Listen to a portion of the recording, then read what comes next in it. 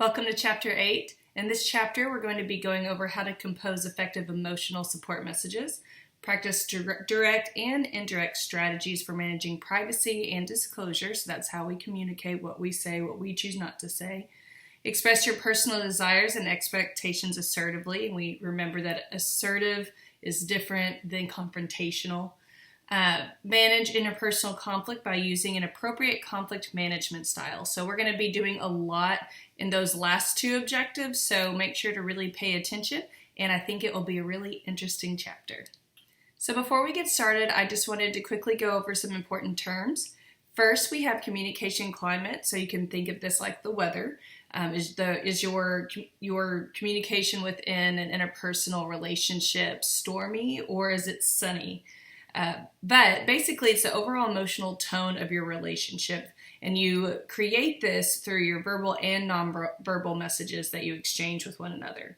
So this is really important because you can create a better communication climate, a more positive one, through confirming communication messages. So a supportive communication climate, or a sunny one, I guess you could kind of phrase it as that, has emotional tone in which both partners feel valued and supported. So you're using both verbal and nonverbal communication to do that for the other person, and you also feel that back as well.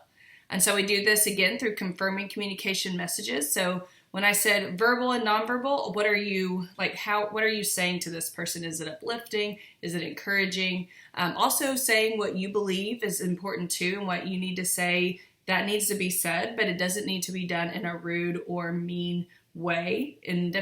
The way that positive communication climate is better than obviously a disconfirming negative climate is because you still get to say what you believe, but you say it in a respectful way. So we'll go over that more later. But then the opposite of confirming messages would be disconfirming messages. And that is where you use your verbal and nonverbal messages to show a lack of regard for the other person. And sometimes we do this when we're really angry. That happens, but we can work on maybe changing that. And sadly, in some relationships, that's just kind of how the communication climate is all the time.